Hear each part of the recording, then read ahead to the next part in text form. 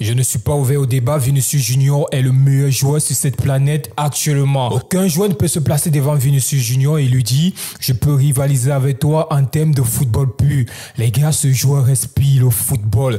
Aujourd'hui, il a fait taire les détracteurs. Kylian Mbappé, Vinicius Junior, il n'y a pas une rivalité. Il y a un seul boss au Real Madrid. Il s'appelle Vinicius Junior numéro 7. Et il a prouvé encore aujourd'hui en portant cette équipe du Real sur son dos. Les gars, le mec, il a 23 ans. Dans 6 jours, il va prendre son ballon d'or. Les gars, que demander de plus? Il a terminé le jeu avec son équipe en club. Il reste juste la sélection nationale. Moi, j'ai juste une question pour les joueurs du Real Madrid.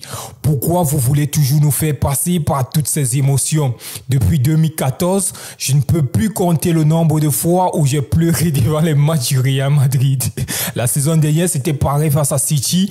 Là, les gars, nous sommes juste au deuxième match et ils nous font déjà vivre toutes ces émotions-là. Merci Vinicius Junior. Merci au Brésil de nous avoir donné ce grand joueur-là. Le mec, les gars, il est fantastique. Remettez à César ce qui appartient à César. Vinicius Junior aujourd'hui est incomparable. Il est le meilleur joueur de cette planète. Je ne vais pas cracher sur le travail qu'a fait Carlo Ancelotti, mais aujourd'hui, il est clair, les gars.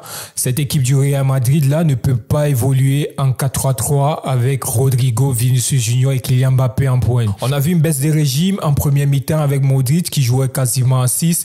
Mais les gars, aujourd'hui, ce que Vinicius Junior a fait, on va retenir juste le positif. On va retenir juste ce que Vinicius Junior a fait.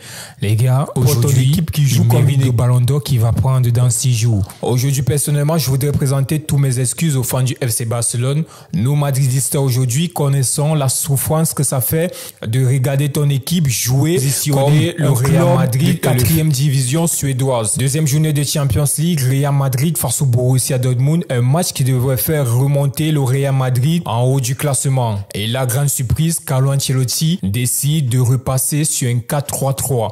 Les gars, on a vu depuis le début de saison que ce classement ne fonctionne pas. Jouer avec Kylian Mbappé, Vinicius et Rodrigo, les gars, ça n'aide pas le collectif. Carlo Ancelotti décide d'aligner Modric en 6, Federico Valverde et Bellingham en milieu relayeur. L'attaque est composée de Rodrigo, Vinicius Junior et Kylian Mbappé. Chaque fois qu'il essaye de tenter ce classement, on joue, les gars, comme une équipe de 4e division. On est nul, on n'arrive pas à être constant, on n'a pas la maîtrise du jeu. Depuis 3 matchs en Liga, Carlo Ancelotti est repassé sur son 4-4-2 avec un milieu en losange. En 6, on avait Tchouaméni et en milieu relayeur, on avait Valverde et Camavinga. Et en 10 ou alors seconde avançante, on avait Bellingham. Les gars, dites-moi pourquoi Carlo Ancelotti décide aujourd'hui un match de Champions League important pour ton équipe. Il décide de repasser sur ce 4-3-3. Et les gars, la surprise, il nous met Modric en 6. Là, les gars, je sais pas si vous vous rendez compte. Modric au Real Madrid, je ne l'ai jamais vu jouer en 6. Jamais de la vie. Les gars, sortez-moi un match où Modric a joué 6 au Real Madrid. Au Real Madrid, lorsque Casemiro n'était pas là, c'était automatiquement Toni Kroos qui jouait en 6 parce qu'il a cette possibilité-là de jouer comme Regista et il est très fort dans les sorties de balle. Les gars, je suis pas en train de mettre la faute sur Modric ou alors remettre en doute ses capacités, mais c'est juste les choix tactiques de son coach que je comprends pas. Carlo Ancelotti aujourd'hui, il nous doit des explications.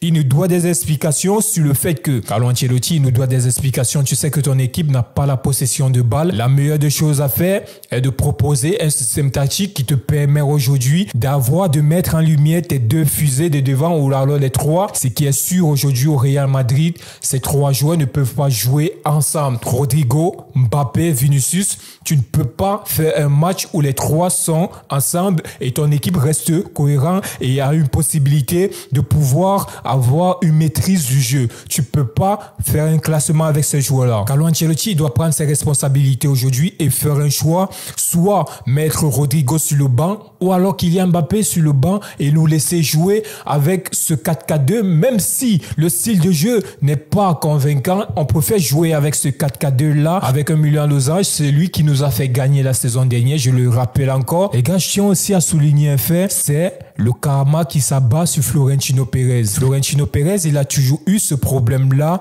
avec des joueurs quand ils arrivent à partir de 31 ans, 30 ans. La saison dernière, on avait deux piliers de notre équipe qui étaient Nacho et Rosselló. Nacho, il a demandé un contrat de 2 saisons. Nacho, il a demandé un contrat de 2 saisons à Florentino Pérez. Florentino Pérez lui a dit, écoutez ce qu'il dit, un cadre de ton équipe, un joueur qui est au Real Madrid depuis près de 20 ans, il dit, si tu n'acceptes pas ce contrat d'1 an, tu es libre de quitter le club et le club te remercie pour cela. Nacho, il reste dans son coin, il dit, ok, si le président me parle de cette manière-là, ça signifie que je n'ai vraiment pas d'importance et il ne souhaite vraiment plus que je joue pour son club. Nacho, il a pris ses clics et ses claques, il allait en Arabie Saoudite. Pareil pour Rosselló.